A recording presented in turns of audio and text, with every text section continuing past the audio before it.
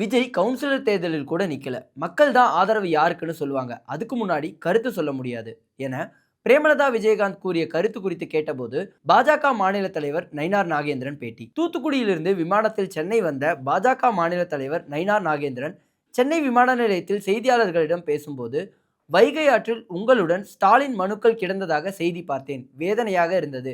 அது உண்மையானால் இதுதான் இந்த ஆட்சிக்கு சாட்சியாக இருக்கும் என்றார். தேமுதிக தலைவர் பிரேமலதா விஜயகாந்த் இந்த தேர்தலில் தாவேகா விஜய் கட்சியின் தாக்கம் இருக்கும் என கூறியது பற்றி கேட்டபோது, மதிப்பிற்குரிய விஜய் எந்த தேர்தலிலும் நிற்கவில்லை. கவுன்சிலர், சட்டமன்றம், நாடாளுமன்ற தேர்தல் எதிலும் நிற்கவில்லை. யாருக்கு பலம் என மக்கள் தான் சொல்ல வேண்டும். அதற்கு முன் கருத்து கணிப்பு சொல்ல முடியாது என கூறினார். வைகை ஆற்றங்கரையில்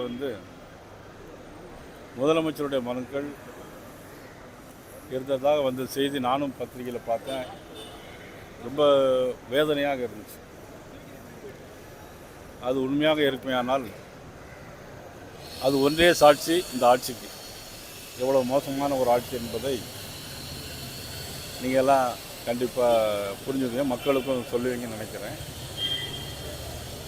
மதிப்புக்குரிய விஜயை பொறுத்த மட்டும் இதுவரையில் அவர் எந்த தேர்தல் நிற்கலை. கவுன்சிலர், எம்எல்ஏ, எம்பி ஒன்றும் யாரும் இல்லை. ஆனால் அதை மக்கள் தான் தீர்மானிக்கணும், யார் யாருக்கு எவ்வளோ இருக்கும் அப்படிங்கிறது. அதனால் ஒட்டுமொத்தமாக தேர்தலுக்கு இன்னும் 8 மாதம் இருக்குது.